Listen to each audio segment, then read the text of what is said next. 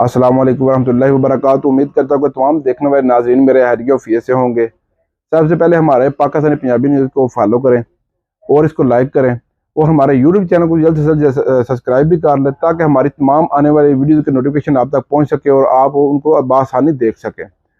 इसके साथ मैं आज आपसे एक बात करने जा रहा हूँ जिसमें पंजाब पुलिस के वो हीरोज़ जो आपको बहुत जल्द पाकिस्तानी पंजाबी के पेज पर और पाकिस्तानी पंजाबी के चैनल पर यूट्यूब चैनल पर जो वो स्टोरीज मिलेंगी जिसमें पंजाब पुलिस के लेडीज़ और मेल जो हैं वो किस तरह अपनी तमाम तरह वसाइल को बरूए कार ला कर किस तरह अपने पेशा वराना महारतों को बरूए कार ला कर उन क्राइम करने वाले नासर को गिरफ्त में लेते हैं और उनको कैफरे करदार तक पहुंचाते हैं और उनको सलाह बंद करते हैं।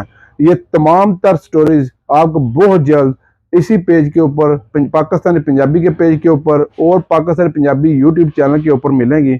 जल्द से जल्द हमारे चैनल को सब्सक्राइब करें और जल्द से जल्द हमारे पंजाबी न्यूज़ को फॉलो करें। शुक्रिया। अस्सलाम वालेकुम रहमतुल्लाहि व बरकातहू।